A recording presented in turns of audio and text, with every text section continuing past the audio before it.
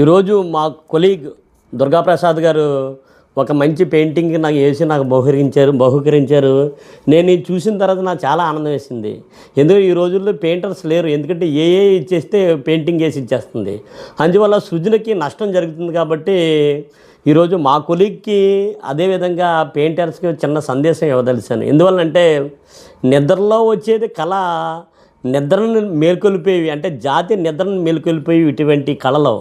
అందువల్ల ఈయన టీచర్ అవ్వడం మంచి అవకాశం. ఎందువల్లంటే టీచర్ అనేవాడు నిరంతర విద్యార్థిగా ఎప్పుడు నేర్చుకుంటూ పిల్లలకు నేర్పే అవకాశం వస్తుంది. అందువల్ల ఈయన యంగ్ గై కాబట్టి ఈయన యొక్క లిటరేచర్ యొక్క భాగాల్ని మంచి టీఎల్ఎం లేసి పిల్లలకు చెప్పడానికి మంచి అవకాశం. కాబట్టి ఈయనకి నేను అభినందనలు తెలియజేస్తూ, ఎందువల్లంటే ఒక్క సిరాచొక్క 1,00,000 మెదళ్ళ కదలకని మన కళాకారులను ఉద్దేశించి కాళోజీ గారు అంటే నేనేమంటానంటే ఒక్క రంగు చుక్క వేల యొక్క భావాలకు ప్రాణం పోస్తుందని ఇటువంటి క్యాన్వాస్ని మనసు అద్దంలా చేసుకుని గీయాలని ఆకాంక్షిస్తున్నాను.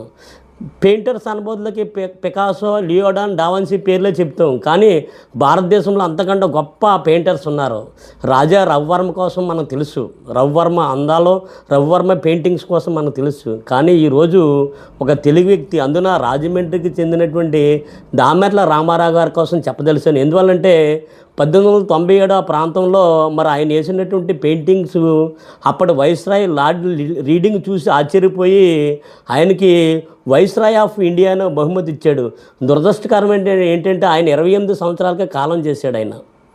లేకపోతే ఎంతో మంచి పెయింటర్, ఎంతోమంది ఇటువంటి వాళ్ళకి తయారు చేసిన ఇప్పుడు కూడా రాజమండ్రిలో దామెర్ల రామారావు గారు ఆర్ట్ గ్యాలరీ ఉందో చూడండి. ఇటువంటి పెయింటర్స్ అందరూ కూడా మీ సృజనకు ఇంకా పదును పెట్టాలని కోరుకుంటూ ముగిస్తున్నాను.